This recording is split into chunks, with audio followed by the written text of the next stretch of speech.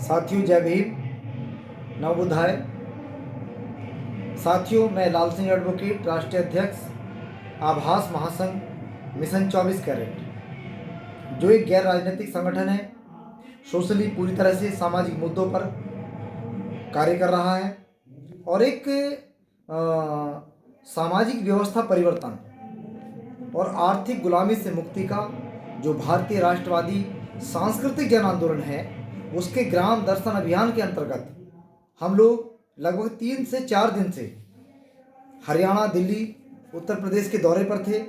तमाम गांव-गांव जाकर के हमने लोगों से, युवाओं से, अपने सम्मानित बुजुर्गों से संपर्क किया और उनसे तमाम मुद्दों पर बात की। और इस दौरान मेरे साथ हमारे वरिष्ठ जो सलाहकार हैं, आभास महासंघ के राष्ट्रीय सलाहकार और माता सावित्रीबाई फुले जो महासभा है, उनके संस्थापक माननीय केदारनाथ जी, जो जवाहर नवोदय विद्यालय में कार्यरत हैं, सेवा में हैं। दूसरे हमारे हैं भूपेंद्र जी, जो हापुड़ से बिलोंग करते हैं और वो भी सामाजिक एक्टिविस्ट हैं।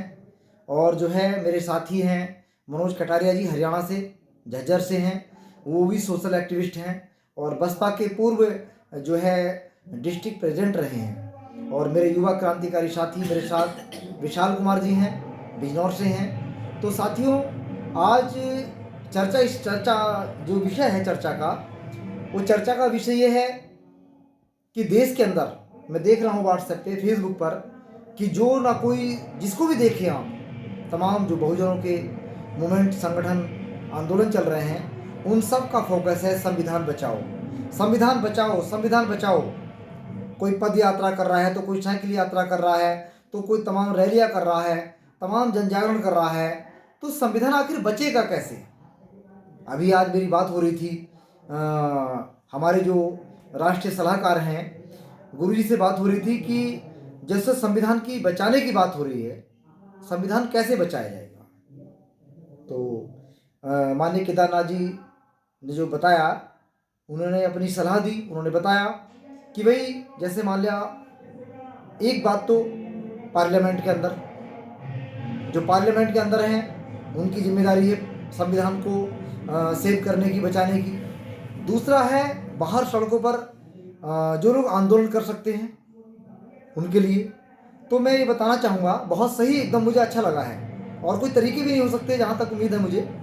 और दूसरा जो है, सुप्रीम कोर्ट में जो एडवोकेट्स बैठे हुए हैं, जजेस बैठे हुए हैं, उनकी भी एक रिस्पॉन्सिबिलिटी बनती है कि वो भी कॉन्स्टिट्यूशन के तमाम जो प्रोसीडिंग हैं, आर्टिकल्स हैं, तमाम उनको जो यहाँ के दबे कुचले वर्ग से बिलोंग करते हैं, संबंधित हैं, उन लोगों के हक अधिकार प्लस डेमोक्रेटिक सिस्टम को कैसे सुरक्षित किया जाए, इस बात को लेकर के तमाम लोगों का एक व्यू, तमाम लोगों के विचार सामने आते रहते हैं।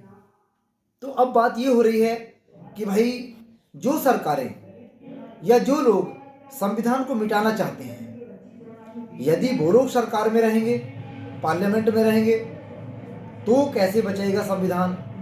या फिर उनकी जगह पर दूसरे लोगों को जो संविधान को सुरक्षित रखना चाहते हैं, उनको कैसे पार्लियामेंट के अंदर पहुंचाया जाए? ये भी एक बहुत बड़ा मुद्दा है, क्योंकि 2024 हम सबके सामने है। इसलिए साथियों, नगीना संविधान जागरूकता महासम्मेलन किया गया 9 जुलाई को, 17 सितंबर को अमरोहा में किया गया और 5 नवंबर को आपके रामपुर डिस्ट्रिक्ट में किया गया। अब बहुत जल्द ही हम लोग 1 या 2 दिन में संभल डिस्ट्रिक्ट में संविधान जागरूकता महासम्मेलन का आयोजन कार्यक्रम करने के लिए तैयार में हैं।